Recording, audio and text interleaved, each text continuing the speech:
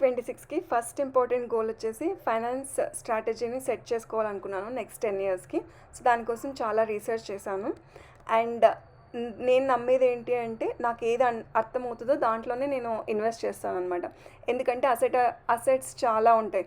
Gold ఉంటుంది, crypto ఉంటుంది, direct stock ఉంటుంది, రియల్ ఎస్టేట్ ఉంటుంది.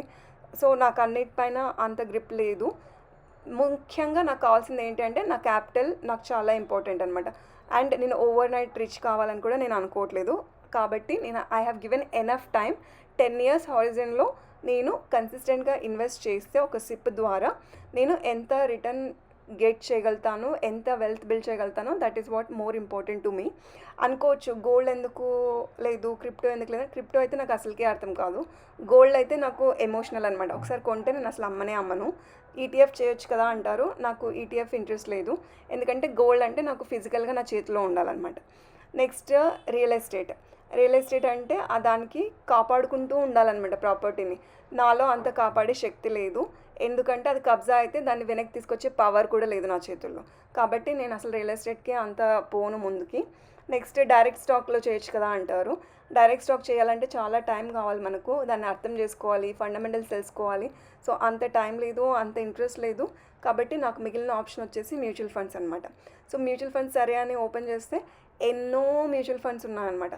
అన్ని మ్యూచువల్ ఫండ్స్లో నుంచి కేటగిరీ వైజ్ సెపరేట్ చేసుకొని వచ్చి ఫైనల్గా ఈ 5 టాప్ నాకు అనిపించింది. నా జర్నీకి ఇవి సూట్ అవుతాయి అన్నమాట. ఎందుకు అంటే నేను అన్నీ యూజ్ చేశాను. ఫస్ట్ ఆఫ్ ఆల్ వచ్చేసి వాల్యూ ఉండే మ్యూచువల్ ఫండ్. ఎందుకంటే మనము ఇప్పుడు వాల్యూ చేయట్లేదు, అదే రేపు వాల్యూ అవ్వచ్చు అనమాట. అలాంటి ఫండ్స్ అని వెతికి వాళ్ళు ఇన్వెస్ట్ చేస్తారు. సో కాబట్టి వాల్యూ ఒకటి. మొమెంటమ్ అనేది ఇప్పుడు కరెంట్ గ్రోత్లో ఉన్న దాంట్లో ఇన్వెస్ట్మెంట్ అనమాట. స్మాల్ క్యాప్ అంటే అందరికీ తెలిసిందే చిన్న కంపెనీస్.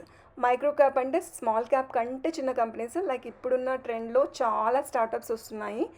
ఏ స్టార్టప్ క్లిక్ అవుతుంది అనేది దేవుడు కూడా చెప్పలేడు అనమాట.